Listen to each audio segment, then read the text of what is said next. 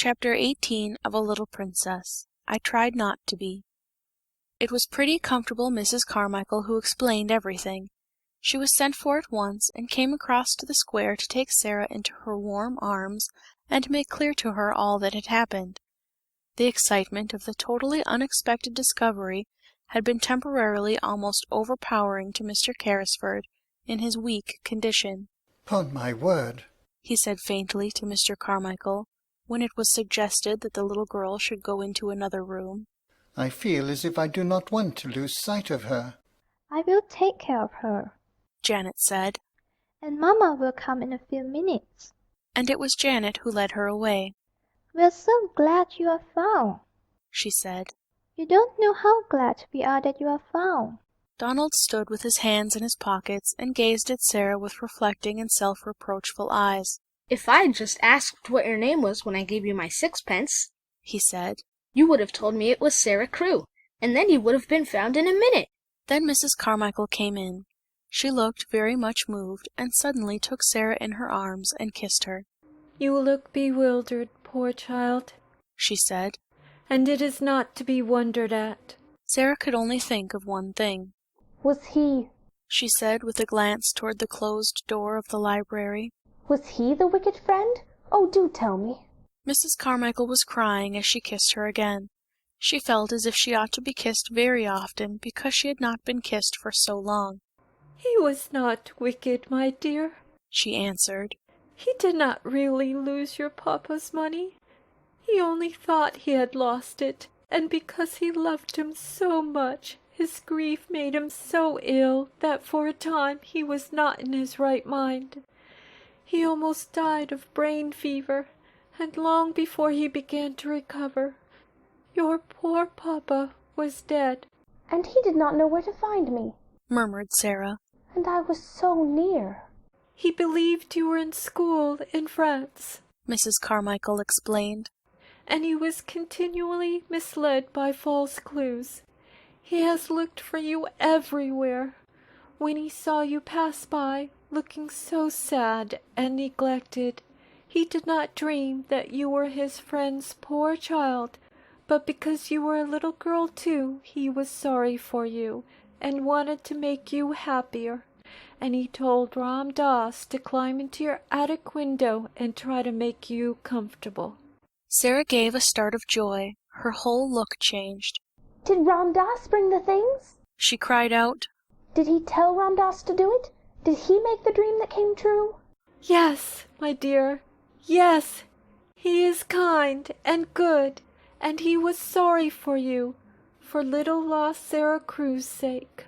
The library door opened, and Mr. Carmichael appeared, calling Sarah to him with a gesture. "Mr. Carrisford is better already," he said. "He wants you to come to him."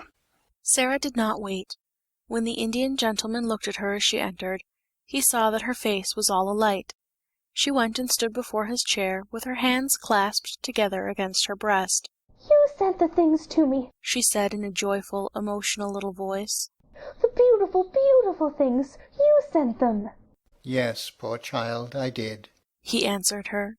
He was weak and broken with long illness and trouble, but he looked at her with the look she remembered in her father's eyes, that look of loving her and wanting to take her in his arms. It made her kneel down by him, just as she used to kneel by her father when they were the dearest friends and lovers in the world. "Then it is you who are my friend," she said. "It is you who are my friend." And she dropped her face on his thin hand and kissed it again and again. "The man will be himself again in 3 weeks. Mr. Carmichael said aside to his wife. Look at his face already." In fact, he did look changed. Here was the little missus, and he had new things to think of and plan for already. In the first place, there was Miss Minchin.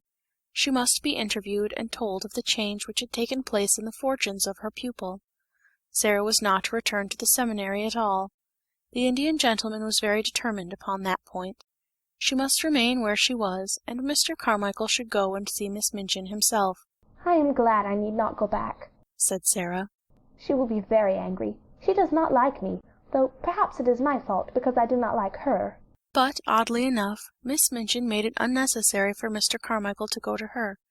by actually coming in search of her pupil herself. She had wanted Sarah for something, and on inquiry had heard an astonishing thing. One of the housemaids had seen her steal out of the area with something hidden under her cloak, and had also seen her go up the steps of the next door and enter the house. "What does she mean?" cried Miss Minchin to Miss Amelia. "I don't know, I'm sure, sister," answered Miss Amelia. "unless she has made friends with him because he has lived in India." It would be just like her to thrust herself upon him and try to gain his sympathies in some such impertinent fashion, said Miss Minchin. "She must have been in the house 2 hours. I will not allow such presumption. I shall go and inquire into the matter, and apologize for her intrusion." Sarah was sitting on a footstool close to Mr. Carrisford's knee, and listening to some of the many things he felt it necessary to try to explain to her, when Ram Dass announced the visitor's arrival. Sarah rose involuntarily, and became rather pale, but Mr. Carrisford saw that she stood quietly, and showed none of the ordinary signs of child terror. Miss Minchin entered the room with a sternly dignified manner. She was correctly and well dressed, and rigidly polite. "I am sorry to disturb Mr. Carrisford," she said, "but I have explanations to make. I am Miss Minchin, the proprietress of the young ladies' seminary next door." The Indian gentleman looked at her for a moment in silent scrutiny. He was a man who had naturally a rather hot temper, and he did not wish it to get too much the better of him. "So you are Miss Minchin?" he said. "I am, sir." "In that case," the Indian gentleman replied, "you have arrived at the right time. My solicitor, Mr. Carmichael, was just on the point of going to see you." Mr. Carmichael bowed slightly, and Miss Minchin looked from him to Mr. Carrisford in amazement. "Your solicitor?" she said. "I do not understand. I have come here as a matter of duty.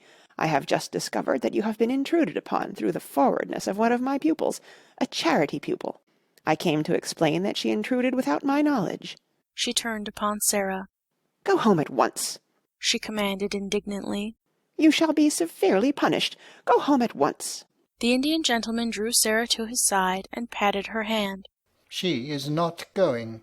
Miss Minchin felt rather as if she must be losing her senses. "Not going?" she repeated. "No," said Mr. Carrisford. "she is not going home, if you give your house that name. Her home for the future will be with me." Miss Minchin fell back in amazed indignation. "With you? With you, sir? What does this mean?" "Kindly explain the matter, Carmichael," said the Indian gentleman. "and get it over as quickly as possible." And he made Sarah sit down again, and held her hands in his, which was another trick of her papa's. Then Mr. Carmichael explained, in the quiet, level-toned, steady manner of a man who knew his subject, and all its legal significance, which was a thing Miss Minchin understood as a business woman, and did not enjoy. "Mr. Carrisford, madam," he said, "was an intimate friend of the late Captain Crewe. He was his partner in certain large investments. The fortune which Captain Crewe supposed he had lost has been recovered and is now in Mr. Carrisford's hands." "The fortune?" cried Miss Minchin, and she really lost her colour as she uttered the exclamation. "Sarah's fortune?" "It will be Sarah's fortune," replied Mr. Carmichael rather coldly. "It is Sarah's fortune now, in fact. Certain events have increased it enormously. The diamond mines have retrieved themselves." "The diamond mines?" Miss Minchin gasped out. If this was true, nothing so horrible, she felt, had ever happened to her since she was born. "The diamond mines," Mr. Carmichael repeated, and he could not help adding, with a rather sly, unlawyer-like smile, "There are not many princesses, Miss Minchin, who are richer than your little charity pupil, Sarah Crewe, will be. Mr. Carrisford has been searching for her for nearly 2 years. He has found her at last, and he will keep her." After which he asked Miss Minchin to sit down while he explained matters to her fully, and went into such detail as was necessary to make it quite clear to her that Sarah's future was an assured one, and that what had seemed to be lost was to be restored to her tenfold. Also that she had in Mr. Carrisford a guardian as well as a friend. Miss Minchin was not a clever woman, and in her excitement she was silly enough to make one, desperate effort to regain what she could not help seeing she had lost through her own worldly folly. "He found her under my care," she protested. "I have done everything for her. But for me she would have starved in the streets." Here the Indian gentleman lost his temper. As to starving in the streets, he said, she might have starved more comfortably there than in your attic. "Captain Crewe left her in my charge," Miss Minchin argued. "She must return to it until she is of age. She can be a parlour boarder again. She must finish her education. The law will interfere in my behalf." Come, Miss Minchin. Mr. Carmichael interposed. The law will do nothing of the sort. If Sarah herself wishes to return to you, I dare say Mr. Carrisford might not refuse to allow it. But that rests with Sarah. "Then," said Miss Minchin, "I appeal to Sarah.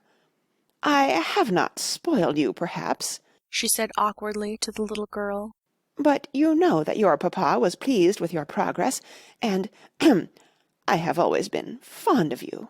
Sarah's green-grey eyes fixed themselves on her with the quiet, clear look Miss Minchin particularly disliked. "Have you, Miss Minchin?" she said. "I did not know that." Miss Minchin reddened and drew herself up. "You ought to have known it," said she. "But children, unfortunately, never know what is best for them. Amelia and I always said you were the cleverest child in the school. Will you not do your duty to your poor papa, and come home with me?" Sarah took a step toward her and stood still. She was thinking of the day when she had been told that she belonged to nobody, and was in danger of being turned into the street. She was thinking of the cold, hungry hours she had spent alone with Emily and Melchizedek in the attic. She looked Miss Minchin steadily in the face. "You know why I will not go home with you, Miss Minchin," she said. "You know quite well." A hot flush showed itself on Miss Minchin's hard, angry face. "You will never see your companions again," she began. "I will see that Ermengarde and Lottie are kept away." Mr. Carmichael stopped her with polite firmness. Excuse me, he said. She will see anyone she wishes to see. The parents of Miss Crewe's fellow pupils are not likely to refuse her invitations to visit her at her guardian's house. Mr. Carrisford will attend to that. It must be confessed that even Miss Minchin flinched. This was worse than the eccentric bachelor uncle who might have a peppery temper and be easily offended at the treatment of his niece. A woman of sordid mind could easily believe that most people would not refuse to allow their children to remain friends with a little heiress of diamond mines. And if Mr. Carrisford chose to tell certain of her patrons how unhappy Sarah Crewe had been made, many unpleasant things might happen. "You have not undertaken an easy charge," she said to the Indian gentleman as she turned to leave the room. "You will discover that very soon. The child is neither truthful nor grateful. I suppose," to Sarah, "that you feel now that you are a princess again." Sarah looked down and flushed a little, because she thought her pet fancy might not be easy for strangers, even nice ones, to understand at first. I tried not to be anything else," she answered in a low voice. "Even when I was coldest and hungriest. I tried not to be." "Now it will not be necessary to try," said Miss Minchin acidly as Ram Dass salaamed her out of the room. She returned home and, going to her sitting-room, sent at once for Miss Amelia. She sat closeted with her all the rest of the afternoon, and it must be admitted that poor Miss Amelia passed through more than one bad quarter of an hour. She shed a good many tears, and mopped her eyes a good deal. One of her unfortunate remarks almost caused her sister to snap her head entirely off, but it resulted in an unusual manner.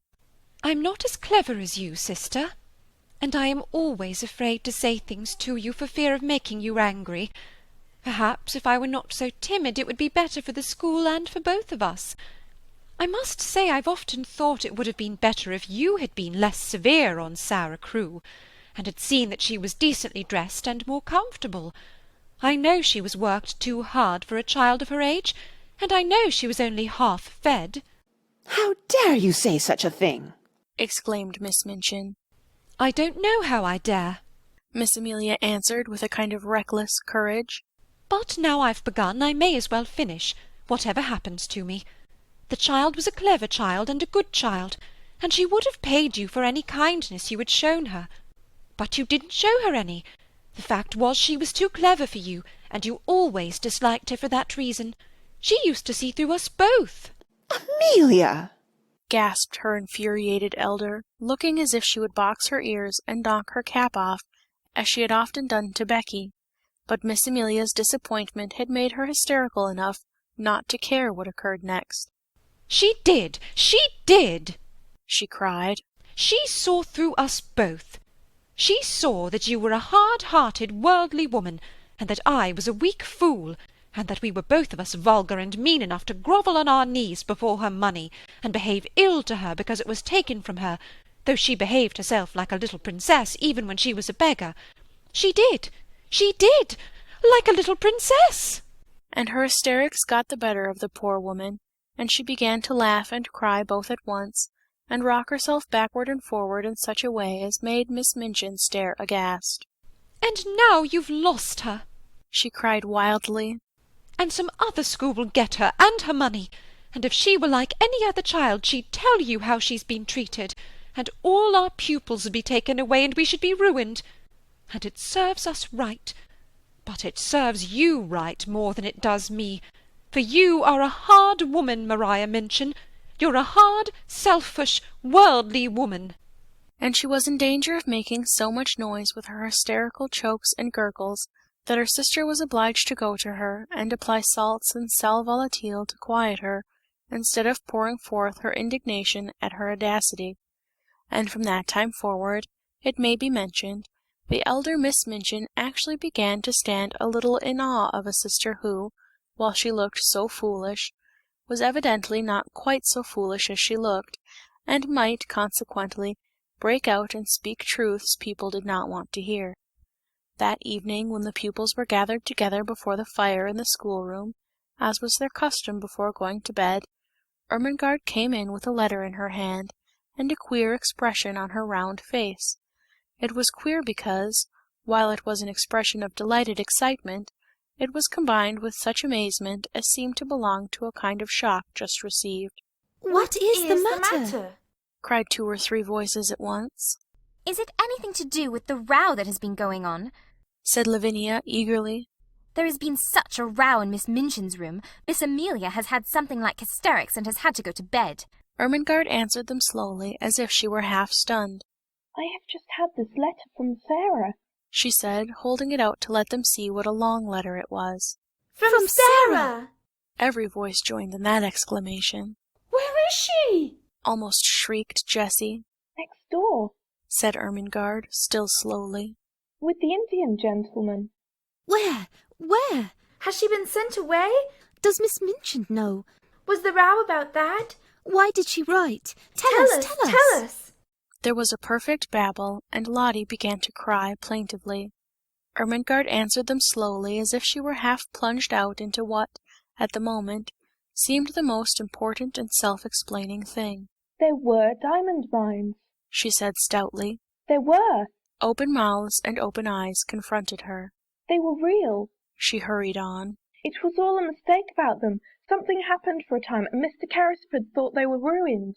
"Who is Mr. Carrisford?" shouted Jessie. "The Indian gentleman. And Captain Crewe thought so too, and he died. And Mr. Carrisford had brain fever and ran away, and he almost died.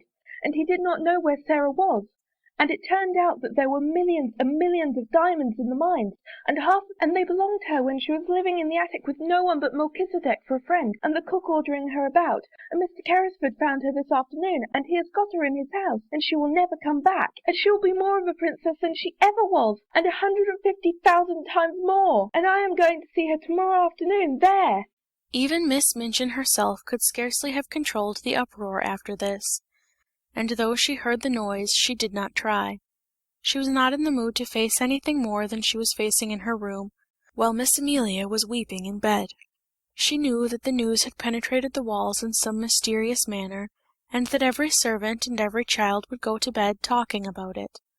So until almost midnight the entire seminary, realizing somehow that all the rules were laid aside, crowded round Ermengarde in the schoolroom, and heard read and reread the letter containing a story which was quite as wonderful as any Sarah herself had ever invented, and which had the amazing charm of having happened to Sarah herself and the mystic Indian gentleman in the very next house. Becky, who had heard it also, managed to creep upstairs earlier than usual.